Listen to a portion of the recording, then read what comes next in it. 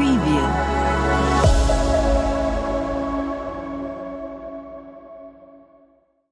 Hadanillahu wa iyyakum yang dimuliakan oleh Allah Subhanahu wa taala. Bismillahirrahmanirrahim. Saya mulai buka baban Syahbandar. Siapakah Buit Garogol? Siapakah Tu Bagus Soradipa atau Bagus Narilem atau Bagus Maryam? Saya dibuka di sini. Bismillahirrahmanirrahim. Masalukal karam ta'ala. Al-Fatihah.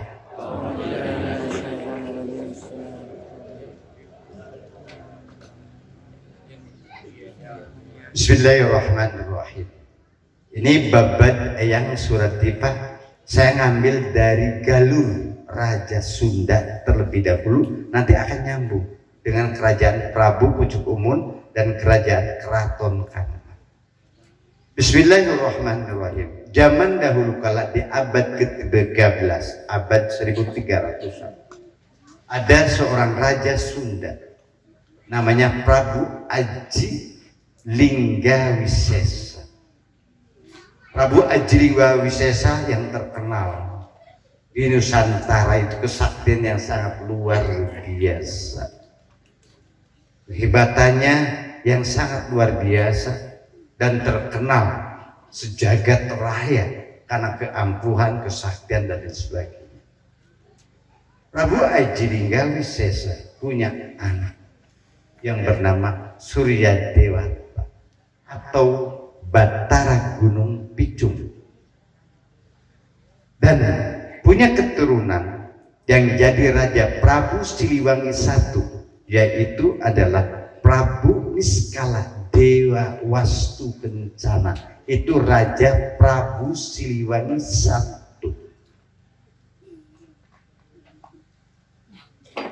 Prabu Aji Guna Linggawisesa punya anak Batara Gunung Bitung atau Surya Dewata. Lalu dia punya anak yang bernama Prabu Dharma Suci I, atau yang akhirnya menjadi kerajaan Telaga Manggung. Kerajaan Telaga Manggung yang sangat perkasa itu akhirnya pecah perang dengan kerajaan Galuh yang tidak ada selesainya. Dengan seluruh kekuatan masing-masing antara kerajaan Telaga Manggung dan kerajaan Sunda yang dipimpin oleh Niskala Dewa Wastu Kencana atau Prabu Siliwangi I, itu tidak pernah berhenti. Perang tanding di darat, di laut, di udara tidak pernah berhenti. Akhirnya bersepakatlah mereka, daripada berperang terus menerus, mereka membuat kerajaan bersama-sama namanya Kerajaan Pajajaran. Pernah dengar nama Pajajaran? Itu yang menamakan Pajajaran itu adalah Prabu Niskala Dewa Wastu Kencana dengan Prabu Telaga Manggung. Lahirlah Kerajaan Pajajaran dengan Prabu Siliwangi I, Prabu Wangi namanya, karena Aji Linggawisesa disebutnya Prabu Wangi. Karena sering berantem, bertempur, akhirnya ribuan rakyat menjadi rusak. Akhirnya Prabu Aji Linggawisesa mengatakan, kalian harus silih wangi, harus silih wangi, silih asa, silih asih, silih asuh, harus saling membantu, mengharumkan nama masing-masing. Akhirnya lahirlah Prabu Siliwangi yang tadinya Prabu Wangi. Prabu Siliwangi yang pertama adalah Niskala Dewa Wastu Kencana. Lalu punya anak yang namanya ada Prabu Amurgul atau Prabu Niskala Dewa, atau disebut dengan Prabu Susuk Nunggal. Punya anak Kentring Manik Mayang Sunda yang nanti punya anak Prabu Surawisesa, pernikahan dengan Prabu Siliwangi Maharaja Jayadewata. Hadanillah wa iyyakum. Kita lanjut ke kerajaan Telaga Manggung karena masyarakat Majalengka harus bangga. Raja-raja di seluruh tanah air kebanyakan keturunan dari Raja Telaga Manggung, termasuk Kerajaan Majapahit, Pangeran Hayam Wuruk berasal dari Kerajaan Telaga Manggung. Pernah dengar nama Majapahit? Itu turunan Majalengka, turunan Kerajaan Telaga Manggung. Makanya raja juga disebut Hayam Wuruk. Hayam itu bahasa Sunda, Wuruk itu bahasa Sunda.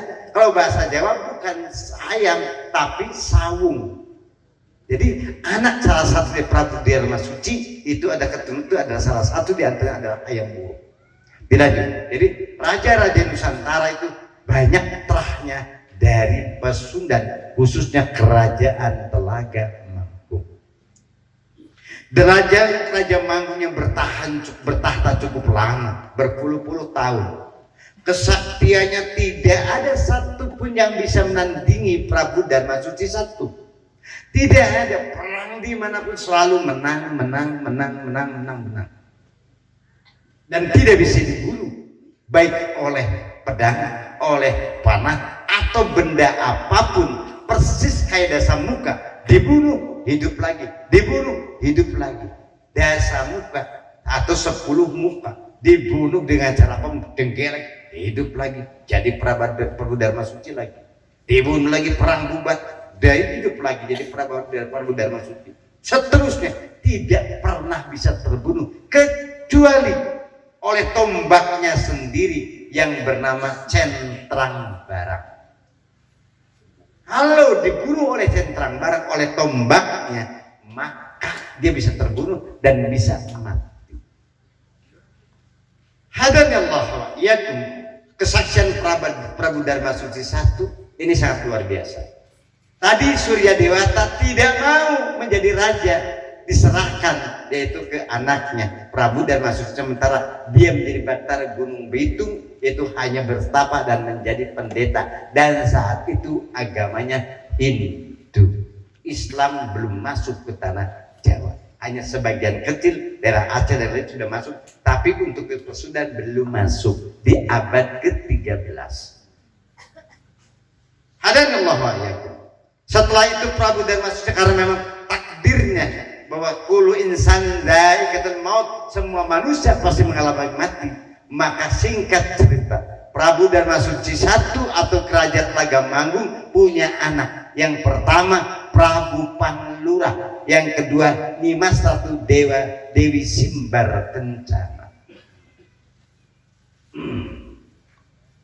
Prabu Panglura dia tidak mau untuk menjadi raja, maka diserahkanlah ke Nimas Ratu Dewi Simbar Kencana.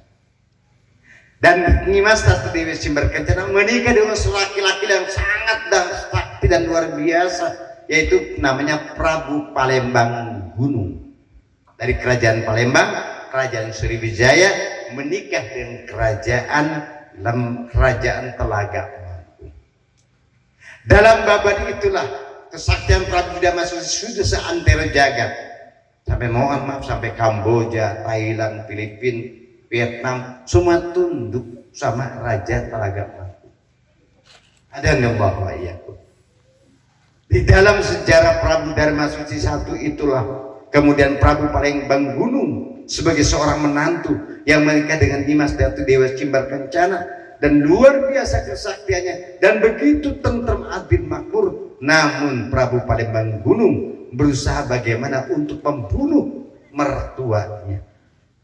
Dan setelah dicari ke sana kemari, akhirnya bertemulah dengan salah satu abdi dalamnya Raja Prabu Darmasuci, bahwa dia mengatakan hanya satu cara, yaitu apa?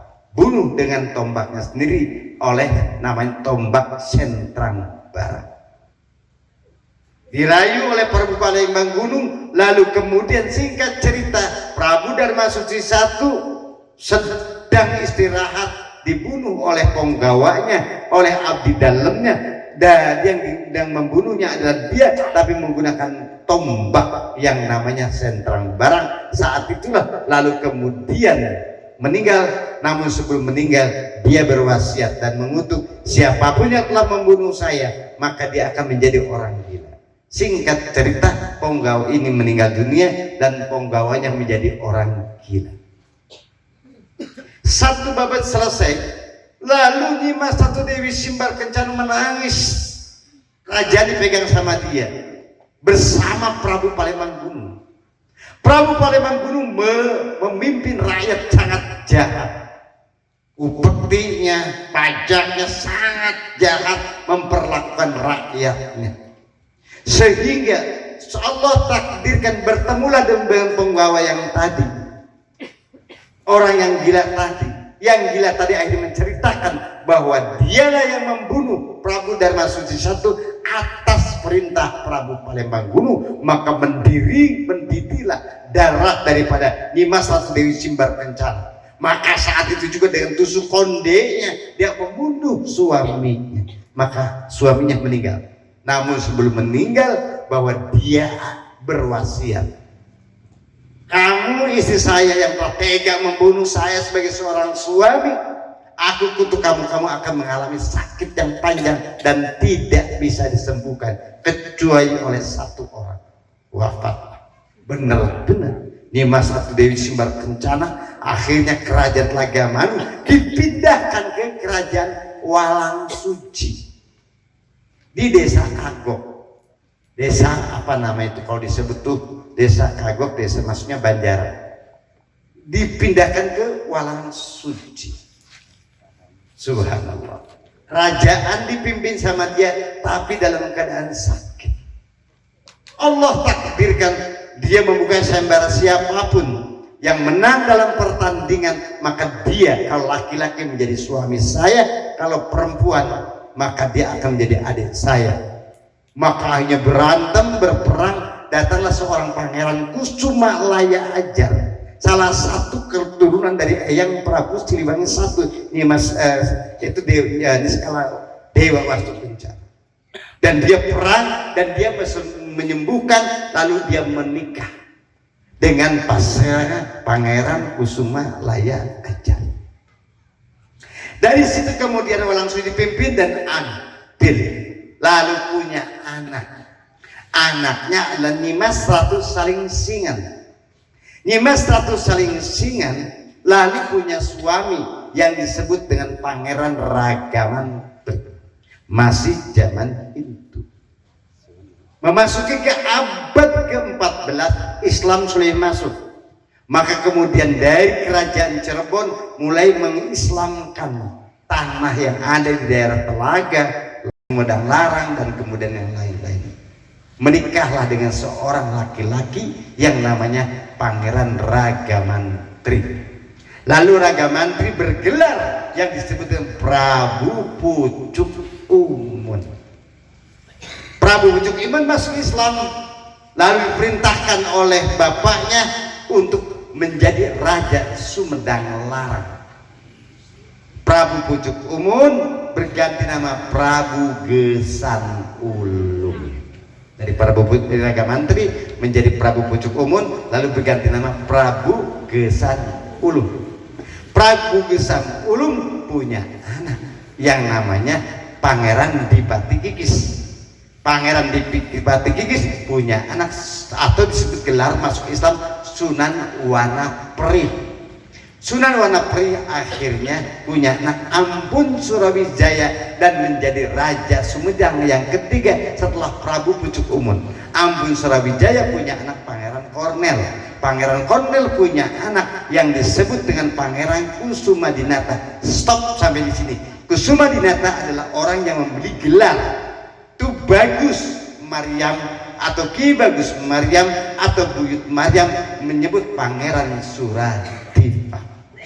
Jadi gelar diberikan oleh itu Raja Prabu Pucuk Umun, cucu dari Prabu Pucuk Umun, yaitu Prabu Kusumadinata yang memberikan gelar ke Eyang Suradipa yang nama aslinya adalah Ki Maryam, Tu Bagus Maryam sama Bagus Narilem atau Buyut Garogol. Sampai di sini kita kembali ke abad selanjutnya. Siapakah Suradipa? Turun mana Suradipa? Karena orang Syah Bandar harus tahu untuk cerita kepada anak cucu. Di Babaduan Sakra babatnya wong Cirebon, namanya babat petep. Wangsakerta menceritakan lahirnya Prabu Siliwangi III, yaitu adalah Prabu Maharaja Jayadewata atau Prabu Siliwangi yang ketiga. Di mana dia bukan di Ciamis tapi di Raja Galuh Majalengka. Istrinya, nah ini tolong catat orang Sabandar, Pak Tete tolong dicatat ya. Istrinya yang Prabu Siliwangi 150 hiji. Jadi lamun paku tete boga pamajikan salapan masih kurang kene. Kabina 150 hiji. Dengekeun urang Sabandar. Dengekeun buyut urang teh pamajikanana 150 hiji. Jadi lamun can boga salapan mah entong aku urang Sabandar lah. Allah Akbar sadang lieureun masih dua begitu mampu hiji bagi lieur teh. Oh udah tanggal 100 teh. 151 daripada istri Pangeran atau Prabu Jayadewata. Apunten ulah molongoting jeung ulah hayang 150 hiji insyaallah modal dipayahan maneh ku pamajikan. Yang terkenal siapa? Yang terkenal disebut dengan Nyimas Ratu Sindang Kasih atau Nyimas Ratu Rambut Kasih Majalengka. Yang dulu sih tempat tidurnya saya yang sering nidurin, tempatnya yang di depan, di pendopo paling depan. Saya zaman Sutrisno, zaman Pak Adam lah, zaman Jelani, zaman Jupri Pingadi, saya tempatnya di situ karena saya ngobrol bareng dengan Nyimas Ratu Simbar Kencana, Nyimas Ratu apa nama tuh Rambut Kasih, atau disebut dengan Nyi Ambet Kasih. Jadi Nyi Rambut Kasih, Nyi Sindang Kasih, Nyi Ambet Kasih, tapi tidak punya keturunan. Istri Prabu Siliwangi yang pertama. Istri yang kedua yang terkenal adalah Kentring Manik Mayang Sunda. Ada dalam film Kembalinya Prabu Kian Santang. Itu adalah cerita yang benar sebenarnya, cerita benar walaupun semuanya di aksesoris atau tambah-tambah itu wajar, tapi jalur ceritanya benar. Itu adalah Kentring Manik Mayang Sunda, anak putri dari Prabu Amurugul atau Prabu Susuk Tunggal Bogor, menikah dengan Prabu Siliwangi dan punya anak Prabu Surawisesa. Loh, kenapa jadi raja? Karena turunan raja. Lalu Prabu Siliwangi suatu ketika dia melihat seorang perempuan yang amat sangat cantik, lebih cantik dari siapapun, yang bernama Nyimas Ratu Subang Larang, yang ibunya Nyimas Ratu Angdarwati, bapaknya Ki Giden Papak atau yang disebut dengan Prabu Singapura. Bukan turunan raja, turunan kiai. Ketika Prabu Siliwangi ingin menikahi namanya Nyi Subang Larang, maka Syekh Kuro Kerawang dan Ki Geden Papak menolak. Ngamuklah Prabu Siliwangi, bumi digejok sampai terjadi gempa bumi. Air laut di sebelah kan hampir kayak tsunami, ngamuk. Tapi kedua orang tersebut tidak pernah takut. Sampai Pati Arya Kiban berkata, ini kesaktian apa orang dua ini? Begitu saktinya Prabu Siliwangi, tetap saja mereka tidak bisa terkalahkan. Akhirnya Syekh Kuro berkata, hei Prabu Siliwangi, kekuatan Anda orang Hindu tidak akan mampu melakukan kekuatan kami orang Islam. Kami orang Islam lebih mampu untuk menghadapi kamu, siapapun kamu. Perang tanding tidak ada yang kalah tidak menang. Wah, akhirnya Prabu Siliwangi tunduk. Kalau kalian tunduk, sekarang mau apa kamu? Saya ingin nikahi, ingin aku peristri Subang Larang. Boleh, dengan satu syarat saja, minta mas kawin bintang kerti jejer 100. Minta mas kawin bintang kerti jejer 100. Oke. Prabu Siliwangi mencari jejer 100 enggak lihat, akhirnya dia lihat bintang yang berputar-putar. Di akhirnya kejar, nyampenya di mana? Di tanah suci Mekah. Jadi sampai di sana, masya Allah bertemu dengan seorang ulama agung namanya Syekh Ali, bukan Sayyidina Ali. Sayyidina Ali di abad ke-5 dan 600. Ini sudah di abad ke-14, ke 1400. Jadi udah 700 tahun bedanya. Seorang ulama besar, habaib, namanya Syekh Ali, itu persis depan. Dari ketika Prabu Sering mengangkat, dia tidak bisa terangkat. Kamu nggak bisa ngangkat. Kamu masuk Islam dulu, baru kamu bisa ngangkat. Bagaimana caranya? Kamu baca syahadat. Ketika dia angkat totab, padahal pohon beringin yang begitu besar kayak badak dia bisa angkat. Batu yang begitu besar pun, berapa puluh ton pun dia bisa angkat dan tangan kiri mengutangkan. Tapi tasbih yang kecil tidak bisa diangkat. Akhirnya, kalau kamu ingin menikahi Subang Larang, dia sudah Islam, kamu harus Islam dulu, baru ini bisa diangkat. Terpaksalah atau dengan ikhlas atau tidak apapun ceritanya, Prabu Siliwangi III membaca syahadat asyhadu an la ilaha illallah wa asyhadu anna Muhammadar Rasulullah, maka terangkatlah tasbih dan terbanglah dia kembali. Dulu mah nggak pakai pesawat airline, nggak pakai Garuda Airline yang tinggal hong kali hong ayah orang di daerah gentong tong langsung kabur bagaimana. Sampailah di Subang Larang, menikahlah yang namanya Prabu Siliwangi. Testing, satu tetes langsung bunting, satu tetes langsung bunting, buntinglah yang namanya Subang Larang. Karena atau hamil dari pernikahan tersebut. Lalu lahirlah seorang laki-laki gagah, lalu oleh Prabu Siliwangi dikasih nama Walang Sungsang. Alhamdulillah ATT urang sah bandar teh masih keluarga Walang Sungsang. Cuman dilihatnya kayak walang sangit, walang kantung, walang kekek, bangsa walang. Cina walang kayaknya Paku lahir luar biasa. Di usia kecil aja dia sudah memiliki keajian yang luar biasa. Lalu kemudian hebat, lama kelamaan dia bermimpi Nabi Muhammad sampai akhirnya berontak dan dia kemudian terbang. Sampailah di Gunung Wungkuk, Cirebon. Ketemulah dengan Sangyang Danwarsih, seorang pertapa agung yang sakti mandraguna, berkelahi dengan Walang Sungsang berhari-hari. Sampai pada akhirnya Sangyang Danwarsih, kamu sakti banget. Saya bunuh dengan cara apapun, kamu nggak bisa terbunuh. Saya masuk ke dalam bumi, dikejar oleh Walang Sungsang. Masuk ke dalam bumi, dia kayak ngebor, ada di bawah bumi. Sampai lari dia, sampai terbang dengan golok cabangnya.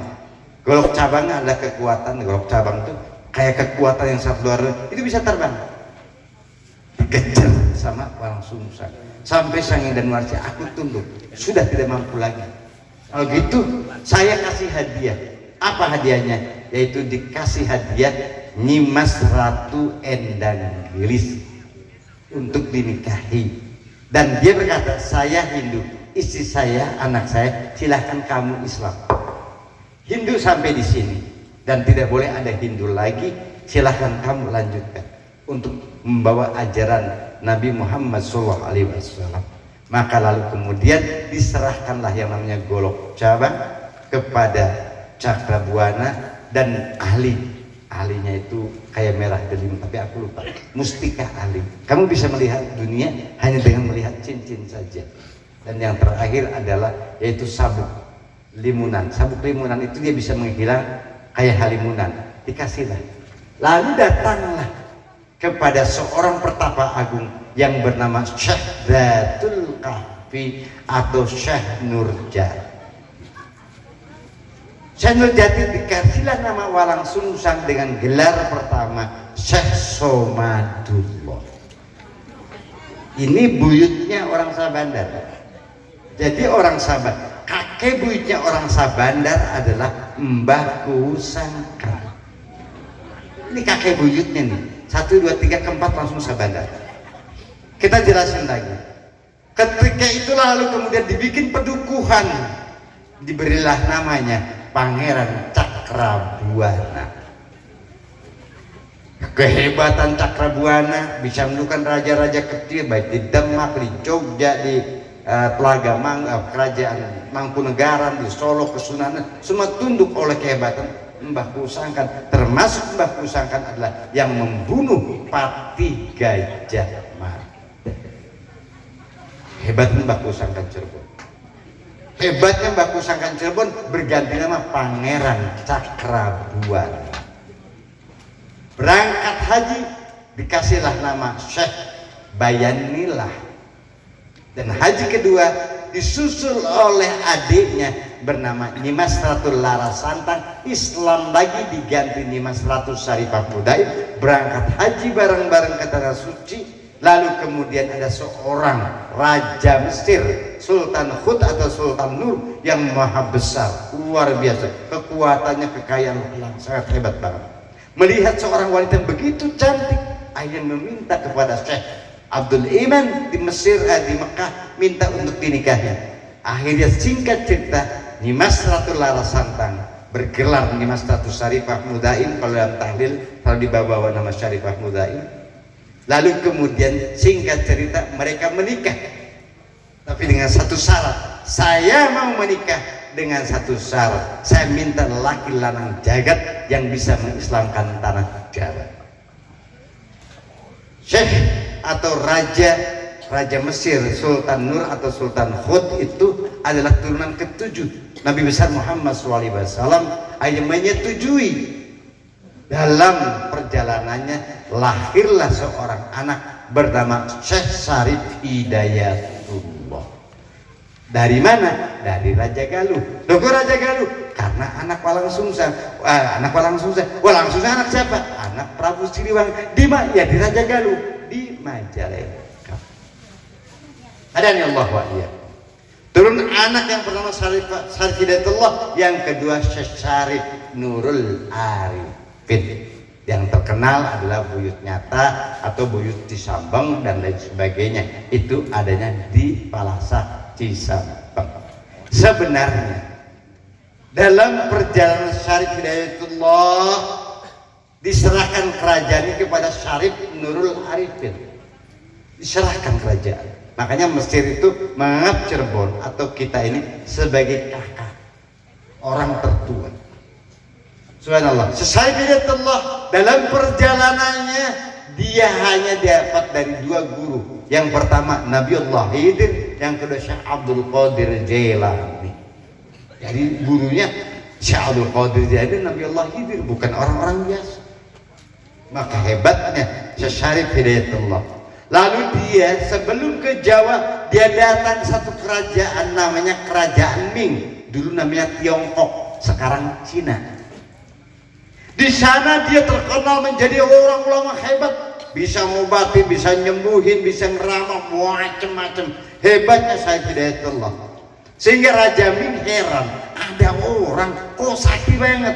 Dipanggillah Syarif Hidayatullah. Lalu kemudian mohon maaf, Syarif Hidayatullah dipanggil, hei Syarif Hidayatullah, nama kamu siapa? Syarif Hidayatullah, dari mana kamu? Dijelaskan. Turunan Prabu Siliwangi.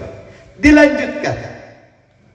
Setelah itu lalu kemudian dia bertanya lagi, kamu lihat anak saya bernama Ong Tinio, perutnya sedang hamil, laki-laki atau perempuan? Sunan Syarif Hidayatullah dengan tegas bahwa isi perut yang ada di Ong Tinio itu mengandung seorang anak laki-laki. Raja Ming marah, bagaimana mungkin punya anak? Orang anak saya belum pernah menikah. Ditanya lagi, anaknya laki apa perempuan? Laki-laki. Berulang-ulang marahlah Raja Ming, diusirlah saya itu, bahwa kamu penipu, kamu bohong, diusir. Sekalian diusir dan berangkat ke tanah Jawa, ke Cirebon, ke Amparan Jati. Tapi aneh, Allah takdirkan perut yang tadi terbuat dari bokor kuningan, baskom, tahu baskom? Baskom yang dibuat dari kuningan ditutup dengan tapi atau apa nama itu, samping ditutup seperti orang hamil. Benar-benar hilang, benar-benar jadi hamil. Akhirnya disuruh oleh pangeran, oleh Raja Ming, kamu susul suami kamu. Dibawalah 9 kapal besar Yang isi adalah keramik, piring, gabah, tombak. Makanya kalau ziarah ke Sunan Gunung Jati Cirebon, banyak di sampingnya ada piring, ada bangkok. Itu kiriman dari kerajaan ini. Sampai di tanah Jawa, Syarif Hidayatullah tidak mau memperlihatkan ke banyak orang. Kenapa? Karena Syarif Hidayatullah akan menikah dengan Nyi Mas Tatu Pakingwati, anak daripada Mbah Kusangkan Cirebon. Ini gimana? Akhirnya Ong Tinio dititipkan di Prabu Luragung Jaya. Lahirlah anak yang disebut Pangeran Arya Kemuning. Lalu kemudian berganti nama Pangeran Kuningan, diperintahkan selanjutnya oleh Sunan Gunung Jati Cirebon.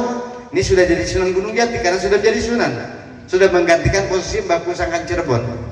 Diperintahkan untuk menumpas Portugis di Batavia atau dulu si Sunda Kelapa, berganti nama Pangeran Jayakarta.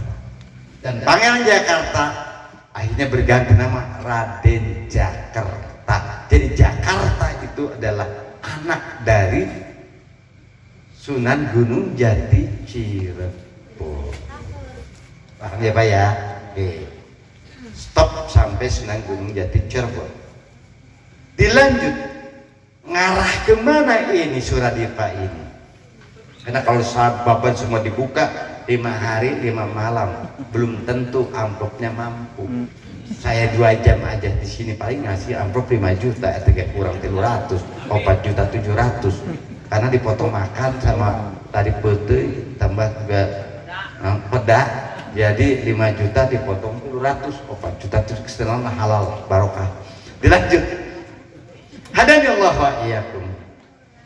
Prabu Siliwangi punya adik, Larasantang punya adik yang disebut dengan Kian Santang. Sebenarnya Prabu tuh nggak boleh pakai Prabu. Walang Sungsang, Larasantang, Kian Santang, Raden boleh. Pangeran, kenapa? Karena bukan turunan raja. Istrinya turunan Kiai Nyi Mas Ratu Subang Larang, kecuali Prabu Surawisesa karena telahnya Raja Galuh. Baik, hadanallahu wa iyyakum.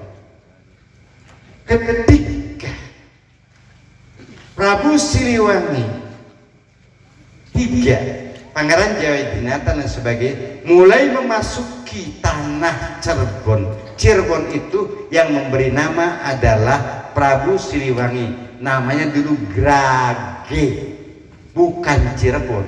Cirebon itu asal kata Cirebon, karena kesukaan Prabu Siliwangi adalah terasi yang dari air Rebon, maka kasihlah nama dia menjadi Cirebon. Raja pertama Cirebon adalah Mbah Kusangkan. Raja keduanya Sunan Gunung Jati Cirebon. Hadanallahu wa iyyakum. Mbah Kusangkan Cirebon ini punya istri tidak seperti ayahnya 151. Istrinya hanya ada 3. Salah satu adalah Nyi Mas Ratu Endang Gelis. Nah, berlarut-larut kemudian kembali ke Sunan Wanafri atau Pangeran Dipat Kikis, anak daripada Prabu Pucuk Uman atau Prabu Gesan Ulum atau Rangga Mantri, punya anak Ampun Surawijaya, punya anak Eyang Goparana, punya anak Eyang Ciburial, punya anak Ratu Redaya, punya anak Ratu Putri. Ratu Redaya dinikahi oleh Pangeran Raja Girilaya Cirebon yang punya keraton Kasepuhan, yang nanti Kasepuhan akan pecah menjadi 3 keraton. Ada Kasepuhan, ada Kaneman, ada Kecerebonan. Yang terakhir itu peguron namanya Keprabonan. Oke. Hadanallahu wa iyyakum. Dalam perjalanannya Ratu Redaya dinikahi, lalu turun temurun menjadi Kanoman dan sebagainya dari Majalengka. Ratu Putri dinikahi oleh anak Syekh Muhi Pamijahan, yaitu adalah Syekh Syekh Pakih Ibrahim Muhyi Pamijahan. Pernah dengar nama saya Muhyi Pamijahan? Di mana? Di Tasik ya, di Tasik Malaya. Nah itu adalah mertuanya daripada Ratu Putri dari Majalengka. Nah Ratu Redaya dinikahi oleh Raja Cirebon dan seterusnya. Hadanallahu wa iyyakum. Mbah Kusangkan Cirebon punya anak itu luar biasa, yang pegang Kanoman, pegang kesepuhan dan seterusnya. Abadnya sudah di abad ke-15. Saya ngambil tidak dari Girilaya, masih tunan Mbah Kusangkan, ngambil dari Sultan Jainuddin II atau Sultan Amir Sena Jainuddin II, Raja Kanoman yang ketiga. Dia menikahi seorang putri yang cantik nama Garwa Padmi. Garwa Padmi itu dari Raja Galuh yang melahirkan anak satu, Suryanegara. Pangeran Suryanegara di Indramayu ada Suryanegara, di Lemah Tambak juga Pangeran Suryanegara, dan seterusnya, termasuk adalah Pangeran Matangaji, anak daripada Sultan Jainuddin atau Sultan Sena Amir Jainuddin. Dilanjutkan punya anak lagi yang disebut dengan Surya Kusuma atau disebut Abul Hayat. Lalu punya anak Surya Dinata. Pecah perang yang luar biasa karena Belanda sudah masuk ke Indonesia. Tadi zaman Mbah Kusangkan belum masuk Belanda, tapi setelah cucunya Mbah Kusangkan, Jainuddin Sena itu mulai masuk Belanda dan memecah belah, keraton terbelah, Kasepuhan menjadi Kaneman, Kaneman terpecah lagi menjadi Cirebon.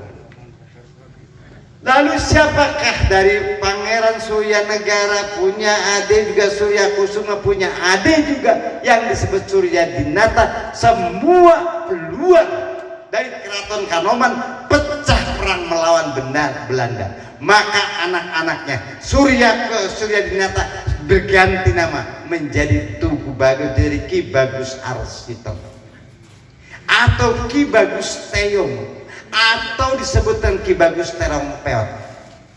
Ki Bagus Arsitem yang dikuburkan di Sumber Jati 7. Lalu Raden Atas Angin, kamu ganti nama semuanya, jadilah Raden Atas Angin menjadi nama Ki Bagus Rangin. Punya adik Ki Bagus Serit, punya adik Ki Bagus Bangin, punya adik Bagus Tangin, dan bagus-bagus termasuk Bagus Sidung, itu di semuanya ada. Kita ngambil sejarah kisah Bagus Rangin supaya nanti masuk ke Pangeran Suryadinata. Luar biasanya Bagus Rangin termasuk pahlawan nasional. Dia berontak dengan Belanda dan Belanda terpukul luar biasa, kalah. Akhirnya apa? Bagus Rangin, Bagus Sena, Bagus Sidung, Bagus termasuk dengan Bagus Serit dan Bagus Bang, semua lari ke Sunyaragi. Ada gua Sunyaragi, tempat berperangnya Bagus Rangin. Dari Bagus Rangin itu lahir, dia lari ke daerah Tengah Tani, Palimanan Pleret, di situ Tengah Tani ada tempat pertempuran yang dibantu oleh Pangeran Panjunan, Pangeran Kejaksan, dan yang lain sebagainya. Maka pecah perang dan Belanda hancur. Lanjut. Dari situ akhirnya pecahlah perang Kedongdong 1802 1818. Ki Bagus Rangin dalam pengembaraannya dia punya anak. Anak yang pertama bernama Ki Bagus Maryam. Anak yang kedua Bagus Narilem. Kalau di sini disebutnya Buyut Garogol. Sebentar. Hadanallahu wa iyyakum. Ketika pecah perang Kedongdong, Ini perang nasional. Lihat di Google aja, lihat perang Kedondong itu perang nasional. Dan kami bersama Pak Letnan Jenderal Tubagus TB Hasanuddin sedang memperjuangkan agar Tubagus Rangin bisa menjadi pahlawan nasional. Dan bisa dilihat di YouTube. Saya sudah kasih di YouTube tahun 2018 berseluruh ulama Bupati Cirebon dengan ini mendeklarasikan agar bandara internasional bernama Sultan Bagus Rangin ditujukan kepada Bapak Joko Widodo. Sudah dikirim. Pecah perang Kedondong yang maha dahsyat, yang kata orang hampir 20 tahun. Belanda dengan seluruh kekuatan Belanda sampai meminta bantuan ke Spanyol, minta bantuan ke Portugis, minta bantuan ke negara-negara tetangga untuk menghancurkan kekuatan Bagus Rangin, dan Bagus Rangin tidak bisa terkalahkan. Ki Bagus Rangin terkenal dengan kekuatan sapu angin. Jadi sapu angin itu gini, Belanda tertipu daya, Bagus Rangin hanya ngambil pasir ditaburkan jadi tentara. Ribuan tentara berperang melawan Belanda, Belanda pasti kalah karena yang ditembaki adalah angin. Sementara kelihatan tentara, padahal bukan tentara, hanya pasir. Jadilah tentara kalah.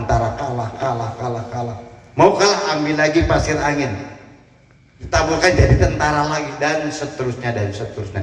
Pecah perang Kedondong yang maha dahsyat yang mengalahkan kekuatan daripada Belanda, Portugis, Spanyol, dan lain sebagainya. Siapa yang memimpin diantaranya adalah Syekh Jatira. Siapakah Syekh Jatira? Itu pendiri pondok pesantren pertama Babakan Ciwaringin dan nasional oleh Syekh Jatira, atau yang disebut dengan Pangeran Hasanuddin. Putra siapa? Putra Syekh Abdul Latif. Abdul Latif putra siapa? Putra Syekh Ibrahim Cipager, Pak Ibrahim Cipager. Putra siapa? Dia adalah putra Syekh Muhi Pamijahan, menantu daripada Sunan Wanapri. Kembali ke Majalengka lagi. Jadi Ciwaringin segitu gedenya berasal dari Cipager, Talaga, Majalengka. Makanya buyut Ciwaringin larinya bukan ke Sunan Gunung Jati, larinya ke Cipager. Karena apa? Cipager asal muasalnya pondok pesantren Babakan Ciwaringin 1715 Masehi dipimpin oleh Syekh Jatira. Jatira itu Jatiloro, dua jati, tempat mulainya peperangan Kedondong. Hadari Allah wa iyyakum. Dilanjut. Setelah Bagus Rangin bergeser mengalahkan Belanda dan dia mencari tempat panoongan, maka jadilah Panongan Jati 7. Perang sudah hampir selesai, dia mungkin ngerandek, istirahat sebentar, namanya randekan. Randek, di situ ada beberapa orang-orang hebat lah, di sana ada Pangeran Dipati Kelana, Pangeran Brata Kelana, atau siapapun yang ada di Randegan. Selesai Randegan, informasi dari Indramayu. Rawang Subang menyerang kembali. Maka larilah lalu kemudian Bagus Rangin ke satu tempat. Maka 7 kebagusan, semuanya ini kita memimpin bahwa kita akan bertempur semua. Tantangkan Jati 7, makalah jadilah Jati 7 dari Ki Bagus 7 Ki Bagus atas perintah daripada Pangeran Saritem, Buyut Saritem, atau yang disebut dengan Pangeran Suryadinata, atau disebut dengan Buyut Teong. Tancapkan Jati 7, maka jadilah Jati 7. Disitulah peperangan yang maha dahsyat. Ketika peperangan maha dahsyat inilah luar biasanya, bahwa lalu kemudian Buyut Narilam, Buyut Suradipa, atau Buyut Mariam diperintahkan oleh Bagus Rangin, kamu berangkat ke sebuah ujung daerah Bantarjati. Ini maksudnya Bantarjati atau Kertajati, masuk sana. Untuk apa? Menjaga perbatasan. Jangan sampai musuh datang dari Sumedang, musuh dari Subang. Diagalah di sini dengan 3 ajian yang diberikan oleh Bagus Rangi. Yang pertama itu adalah Bayu Badra. Bayu Badra itu adalah kayak angin topan. Kekuatan Mbah Suradipa itu ketika dia memanggil angin, maka angin itu menyerang kekuatan lawan. Bayu Badra ini kekuatannya sangat luar biasa, tak ada yang bisa mengalahkan. Sehingga Adipati Sumedang heran, ada pemuda gagah berani punya kekuatan yang tidak dimiliki oleh orang lain. Lalu kemudian dia diberikan mustika Sabandar. Sabandar itu mustika. Jadi kok bisa mustika? Karena kajian mustika Sabandar tidak dimiliki oleh siapapun dan dimanapun. Dan tidak disebut jurus, bukan jurus. Karena tidak ada tapaknya atau bagaimana, tidak ada. Tetapi ketika digerakkan kayak dua Asmaul Husna, ya Allah kula nyuwun ajian Pangeran Sitaliari, hanya bagian begini aja orang bisa geser.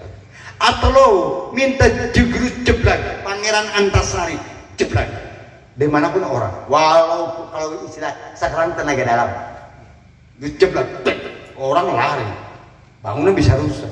Atau jurus liwat Sunan Kalijaga, lanjut ilmu jurus liwat Sunan, liwat orang mau lewat itu nggak akan bisa. Sama seperti itu. Jadi mustika Sabandar ini kenapa bertempur 50 orang tidak akan mampu mengalahkan kekuatan Sabandar. 100 orang nggak mampu. Akhirnya mohon izin oleh salah satu pengagung Prabu atau disebut raja juga boleh, Kusumadinata dipanggil. Karena ini masuk wilayah Sumedang, Bapak. Dulu masih wilayah Sumedang. Jadi kerajaan ini sampai dengan Paseh itu masih wilayah Sumedang. Sampai dengan apa di situ? Yang mau perbatasan Kadipaten. Sampai dengan sana masih masuknya ke Sumedang. Tolengas itu masuknya ke Sumedang. Ini harus masuk ke Sumedang. Maka dipanggillah Buyut apa namanya Narilem dengan Buyut Marjam itu dipanggil oleh kerajaan Sumedang, larang diganti kasih nama Pangeran Suradipa. Hebatnya Pangeran Suradipa itu sangat luar biasa, tidak tertandingi. Seorang orang Cirebon menganggapnya seorang waliullah. Dia adalah seorang waliullah, orang yang agung, luhur dan taat beribadah. Salah satu di antara Pangeran Suradipa dan adiknya Buyut Garogol atau Ki Bagus Narilem. Kesaktiannya sangat luar biasa. Dilanjut. Bagus Rangin mulai perang dengan Bantar Jati. Bantar Jati geser berperang, lalu kemudian hadirnya Allah wa yakum. Bagus Rangin diserang dari kiri kanan, sehingga akhirnya Belanda tidak bisa mengalahkan Bagus Rangin, dan Bagus Rangin berkata, ini Jati dan betul terjadi. Lur, Bantar Jati itu awalnya dari bantal, tidur di bantal Jati, cuma cedal waktu itu jadi Bantar Jati, padahal namanya Bantal Jati. Iya, pada bantal di bantal Jati. Saat itulah lalu kemudian Ki Bagus Rangin berkata, Lur kabeh kula wis oli pepasten saking Sunan Gunung Jati Cirebon. Esuk jagan jati warung supaya ake wong pada babur karo manikusi sing Bantar Jati. Sukma marang sirat dinginan satu wehan pada manusia pada tunduk bismillah sami kula lumampah gulu bantang-bantang sebelum kuping Madinah. Ingat kekuatan Cirebon adalah kekuatan kesaktian yang sangat luar biasa. Gulunya gulu Banten, kupingnya sangat awat kayak kuping Madinah, kudungnya kudu pucukai gebang. Bismillahirrahmanirrahim. Esok jagain kita balik supaya akewang pada babur sing manikusi jadilah bandara internasional Jawa Barat. Sudah ada wasiat dari Bagus Rangin. Bagus Rangin berwasiat bahwa besok akan jadi bandara. Allah takdirkan sekarang sudah ada bandara terbesar di Indonesia, mengalahkan Soekarno Hatta. Sekarang belum apa-apa, tunggu 2-3 tahun yang akan datang menjadi pusat penerbangan terbesar. Dan ini kenapa sah bandar oleh Bupati Sutisno itu metropolitan Kiai. Saya ngomong ke Pak Bupati sebelum dia lengser, dia mengatakan sah bandar itu menyambung dengan Mekarjaya itu menjadi metropolitan. Di Jakarta sih ibu kota Jakarta kayak Sudirman atau Tamrin. Loh kenapa? Pak, saya kan ada ada set plan-nya kayak Sabandar seperti apa nanti. Jadi ini akan menjadi kota metropolitan. Ini termasuk segitiga rebana, kota kecil, mohon maaf, tapi akan menjadi besar nanti di masa yang akan datang. Dilanjut, Eyang Suradipa mendapatkan perintah dari Keraton Kanoman untuk menjaga tanah leluhur. Maka Eyang Suradipa berani ada di sini karena dapat titah dari Prabu dari Kerajaan Kanoman dan 1.800 hektar lebih tanah keraton. Ini tanah keraton Pak dulunya, dipinjam oleh Perum Perhutani. Jadi Perum Perhutani make sekarang itu masih milik keraton. Pangeran Suradipa adalah salah satu keturunan Keraton Kanoman, maka dia jagain tanah di sini. Ketika pecah perang di sana sini, Bagus Rangin setelah berwasiat esok jagani kita balik sebagai aki wong pada mabuk sing Bantar Janti, dia mendirikan negara Pancatengah. Orang Kertajati nggak berani cerita, Bantar Janti nggak ada yang berani. Bismillah, saya 2015 di pendopo seluruh camat-camat kepala desa kumpul, saya atas perintah Pak Bupati Sutisna tolong buka babat Bantar Janti termasuk yang sekarang. Negara Pancatengah ini kekuatan daripada Bagus Rangin dibantu Demak, dibantu Kerajaan Telaga Mangun, dibantu Banten, dibantu dari kerajaan Solo. Hanya satu yang tidak membantu, Sumedang. Maka oleh karena itu Sumedang berperang dengan Bagus Rangin dan Suradipa ditarik kembali, hajar kekuatan kamu sebagai pasti kau Bayu Badra. Bayu Badra itu angin topan yang sangat luar biasa. Maka Bayu Badra dihajar, diserahkan ke Sumedang, lalu kemudian berperang dan kalahlah Raja Sumedang oleh Eyang Suradipa. Yang masih gelar itu Raja Sumedang, tapi yang menewaskan adalah Eyang Suradipa karena dia lebih nurut kepada bapaknya daripada nurut kepada yang lain. Maka akhirnya pecahlah bahwa Sabandar bukan masuk wilayah Sumedang, tapi masuknya wilayah Kertajati. Tadinya ini masuk ke Sumedang, disuruh jaga, tapi perintah Bagus Rangin, kamu itu sudah dikasih Bayu Badra, kamu sudah dikasih mustika mustika Sabandar, kamu lawan. Akhirnya Sumedang larang berperang dengan Cirebon dan bermusuh-musuhan dengan Cirebon. Baru selesai tahun 2000 berapa lah, 2000-an. Baru akur lagi, perangnya luar biasa. Karena dulu Kerajaan Telaga Mangun dengan Sumedang Larang tidak pernah berhenti berperang walaupun satu keturunan. Hadani Allah wa iyyakum. Ketika situlah lalu kemudian Sunan Gunung Jati Cirebon, mohon izin, Sunan Gunung Jati Cirebon itu sudah lewat. Sudah lewat. Karena ini masanya daripada Bagus Rangin. Jadi sudah keturunan yang keempat. Sementara dari Mbah Kusangkan, kakek buyut orang Sabandar itu turun 3 ke Jainuddin 2. Nah, para wali berkata lir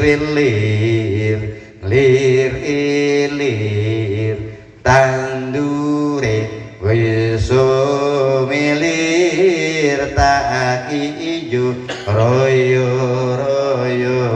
tak sengguk temanten anyar, tak sengguk temanten anyar. Sholatullah salamullah ala toha rasulillah. Sholatullah salamullah ala yasin habibillah, ala yasin habibillah. Bocah angon penekno bimbing kluwi nyulu penekno kanggo basuh dodo tiro, kanggo basuh dodo tiro. Sholatullah salamullah ala toha rasulillah. Sholatullah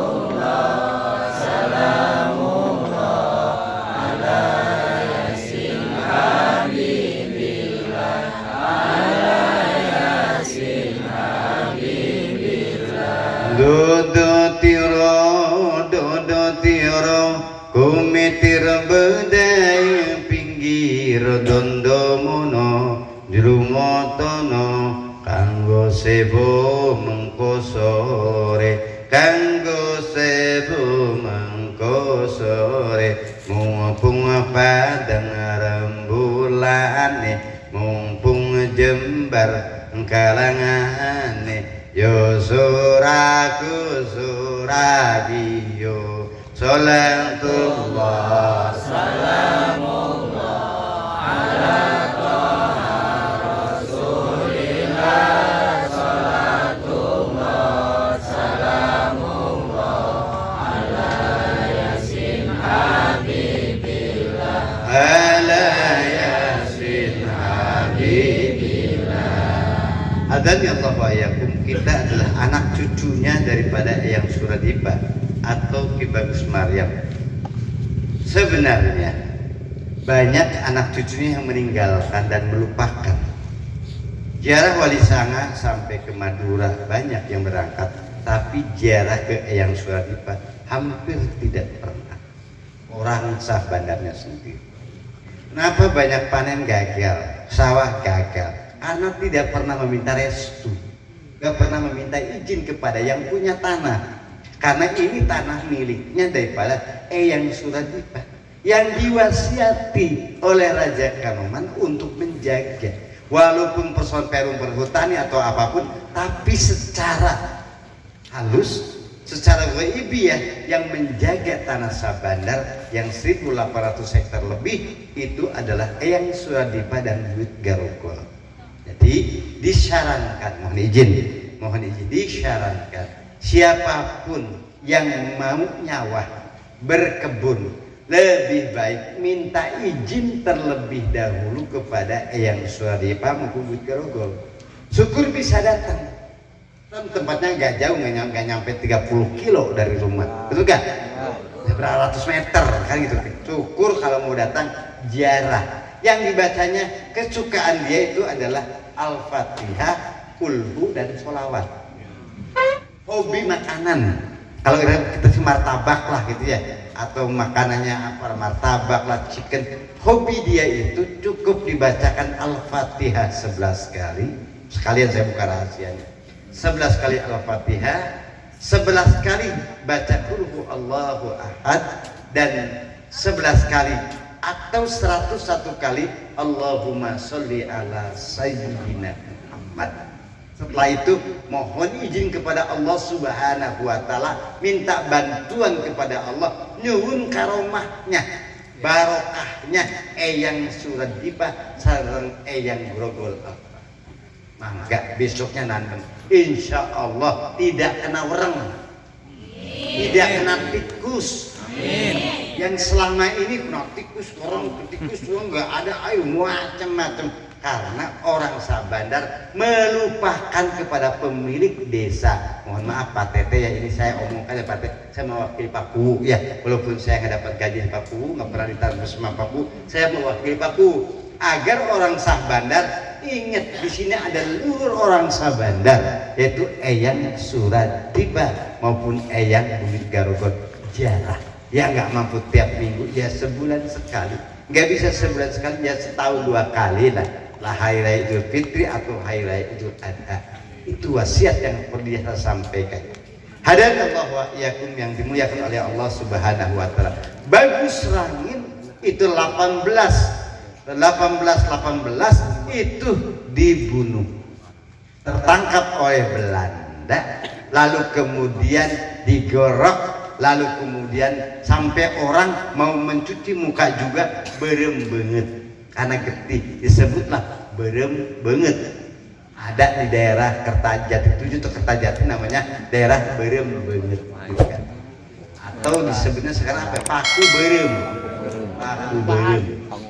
Nah, setiap nanti ada warna darah dan sebagainya. Padahal Bagus Rangin dia menyerupai, dia ambil salah satu penggawanya, di mukanya seperti Bagus Rangin, terbunuhlah. Tapi Bagus Rangin mengembara ada di Kerawang, di Dengklok. Makanya ada Buyut Bagus Rangin. Di situ dia berangkat ke Subang, ada bagus langit. Ke Purwakarta bagus, sampai ke Banten pun itu ada bagus langit. Dia sedulur papat ke 5 pancer, meninggalnya 5 kali. Kehebatan bagus langit. Maka menurun kepada anak yang paling disayangnya, yaitu adalah Bagus Narilem dan Bagus Maryam atau Bagus atau Pangeran Suradipa. Jadi bahagia banget orang Sabandar bahwa tahu sekarang asal muasalnya Sabandar dari Keraton Kanomah, itu dari Sultan Amir Sena Zainuddin II yang punya istri adalah Ratu Mas Garwa Padmi Raja Galuh. Semoga apa yang saya sampaikan ini bisa bermakna, bermanfaat untuk sejarah anak-anak. Kalau saya salah ya saya mohon maaf, karena saya tidak membaca secara keseluruhan sejarah daripada yang itu oleh Wangsa Kerta Keraton Kecerbonan, tidak sempat. Tapi saya sering membaca bahwa ini hebat banget, Pangeran Suradipa ini memiliki kesaktian yang tidak dimiliki oleh siapapun, terutama Mustika Sabandar dan Bayu Bada, dan satunya lagi, satunya lagi saya lupa. Itu ada 3, sehingga dia sangat sakti mandraguna, tak terkalahkan oleh siapapun. Bahkan pernah ada sebuah cerita, dia mengalahkan kerajaan-kerajaan jin yang ada di daerah sini. Kerajaan pun dia jin dikalahkan. Karena zaman dulu banyak bangsa siluman dan lain sebagainya. Kerajaan pun dulu namanya Kerajaan Banaspati. Banaspati hancur lebur oleh kekuatan Bayu Badra dan Mustika Sabandar. Berbahagialah kita semuanya menjadi orang-orang Sabandar. Ala kulli halin wa hadha niyatin sholihah. Al-Fatihah.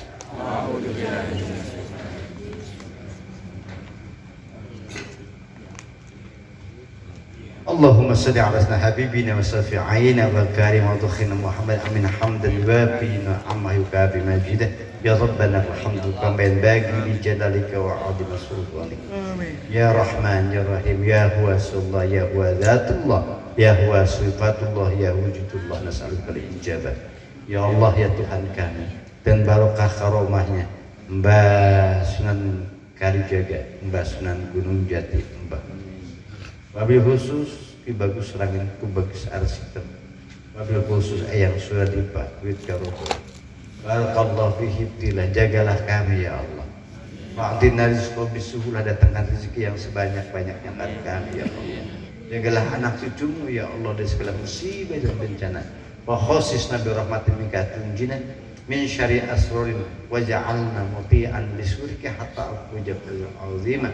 Semoga kami yang ada di sini dan keturunan orang Sabandar, siapapun dimanapun ya Allah, takdirkanlah selamat dunia akhiratnya hatta al-fujafil azimah, bahagia lahir batin dari dunia sampai dengan surga ya Allah. Ya Rabbana dhallamna anfusana walam taghfir lana wa tarhamna lanakunanna minal khasirin bi rahmati arhamar rahimin. Alhamdulillahirabbil alamin bi barakati al-Fatihah. Sarintan buah sarintan dijual ke perapatan, hapunten kula hapunten bilih wonten kalipatan. Buah duku, buah semangka, buah anggur, buah palem, itu nama buah-buahan. Terima kasih. Assalamualaikum warahmatullahi wabarakatuh.